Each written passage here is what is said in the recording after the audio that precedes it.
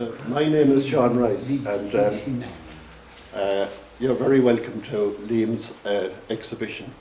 Of course, Liam needs no introduction really, because he was a household name for 30, 40, maybe 50 years. Still is. And you know, his photographs, they really have adorned every paper and every magazine in this country, not just in Mayo, but in this country, you know. So he really was the joy of photographers around Mayo and around the west of Ireland, you know. So this is really what he's shown as just a small selection of his archive.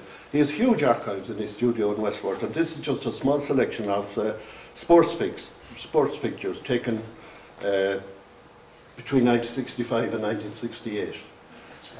And at that time, I worked in the Connacht Telegraph at that time, and we used to travel all over the country following Mayo. And slow drive around. yeah, 100 miles an hour. But we had many a good time travelling over, especially when we crossed the border into the north of Ireland, and the soldiers would stop us and they'd search every part of Liam's car, and particularly the camera equipment he had, probably thinking there was a secret weapon inside one of those. Yeah. But he also travelled, I have to say, to every corner of this county to club football matches. I don't think there was a corner you left out, Liam, that you didn't cover. And really, at all those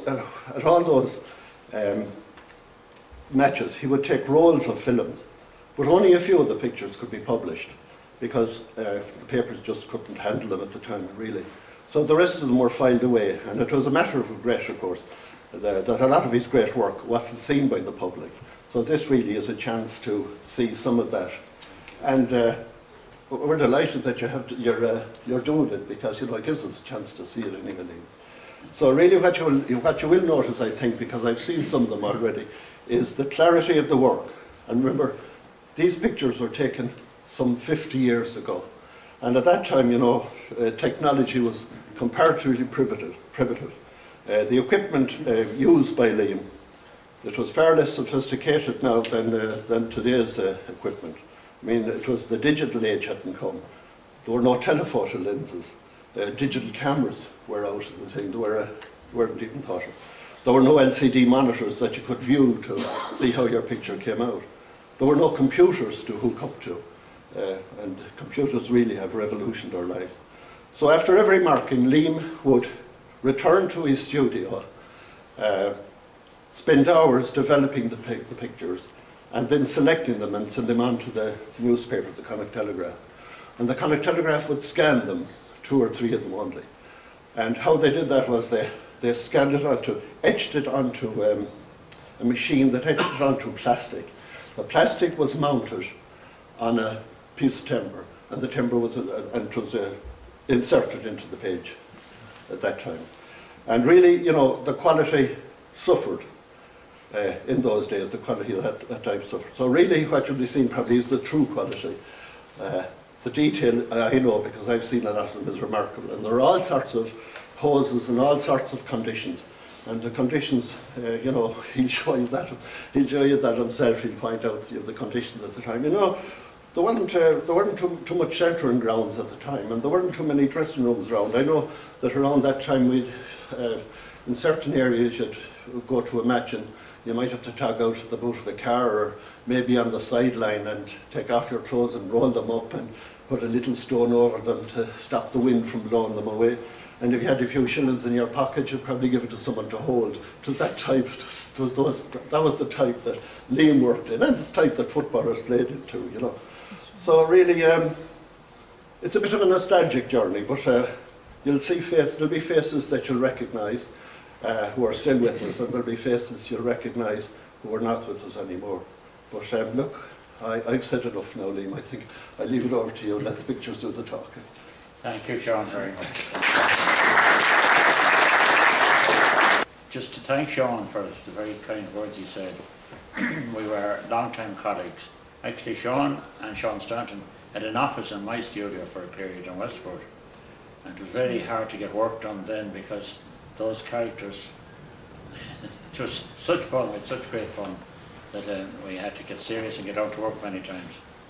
But that was, as I say, Sean and I, we go back a very long way. Take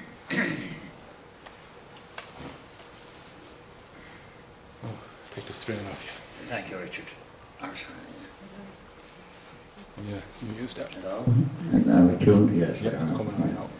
Yes, now, and as Sean explained about the conditions at the time, now that's one of the things I want to emphasise here, because then the camera I had was a very basic camera that I'd look down into a viewer and look out through a lens, so that I had to work around the goal area. I hadn't any telephoto lens at the time, and also you'd only take 12 photographs, and you'd have to rewind on each time, cock the shutter and press the button and try and guess the focus, guess whether 30 feet away or 20 feet away or 10, whatever it was.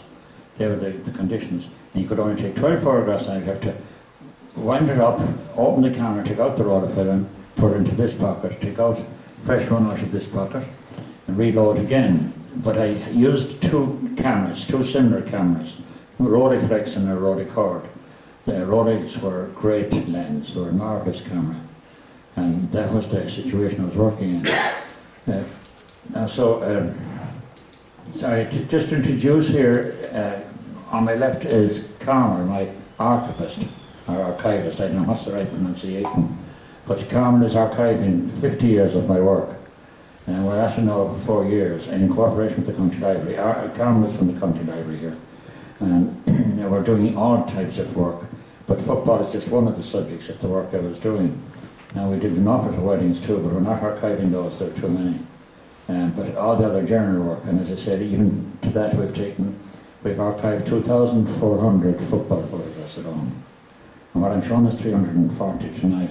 So it's just a small selection. After that then, after this period, the next time, during the winter I'll show some more from the other years, from 68 on.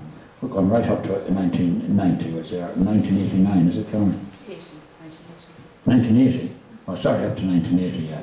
I gave up then doing football because I really felt I was neglecting my family, being gone every Sunday, and gone every day and every night of the week working. So I stopped taking wedding or football, and what happened then on the Sundays, weddings started.